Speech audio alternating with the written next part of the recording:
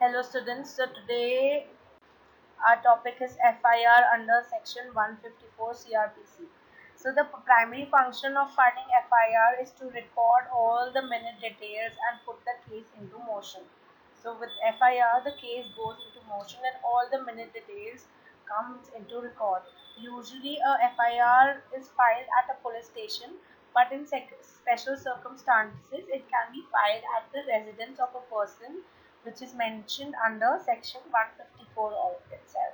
The police must write down all the information about the commission of the offense, that is known, commission of the known crime, that is being told orally by the complainant. So the complainant is the one who files the FIR, and all the information that he is giving for the FIR orally is to be written down properly as a FIR.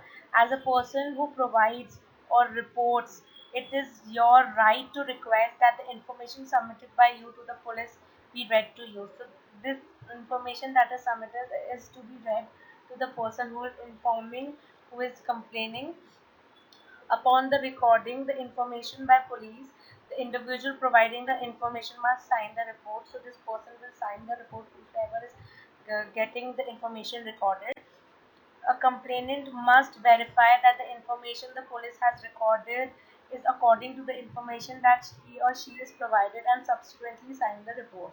So the complainant also gives the verification that whatever information he or she has provided, that information is only recorded and is subsequently signed as well. Those who are unable to read or write, after being sure that it is an accurate record, need to make their left thumbprint on the paper. So they have to do the left thumbprint on the paper after going to the accurate record. Uh, but there is a always handling of copy of the FIR, and it is free of charge. FIR online and offline, it goes both ways, must be filed immediately after an offense has been committed, and if in case of any delay in filing, it must be duly mentioned in the report. If you are filing it in delay, then you should mention why it was in delay, so that should also be mentioned in the report.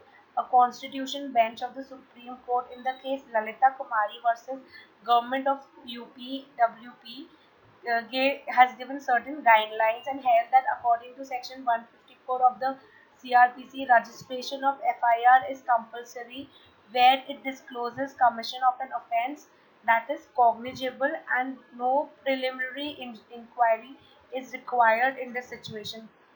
So it should be cognizable and there is no preliminary inquiry required in this situation. In case of cognizable crime, when it is a cognizable crime and the need of then the need of investigation, the information received may only be reviewed in advance in order to see if a cognizable offense is or not revealed. So this is the essentials of FIR, and which are supposed to be kept in mind while filing an FIR. And once the FIR is filed according to the offense that is filed in the FIR, the file police report is later on. The police report comes into the picture, and after that police report, charge sheet is filed, and later on, after the charge sheet, the case is filed.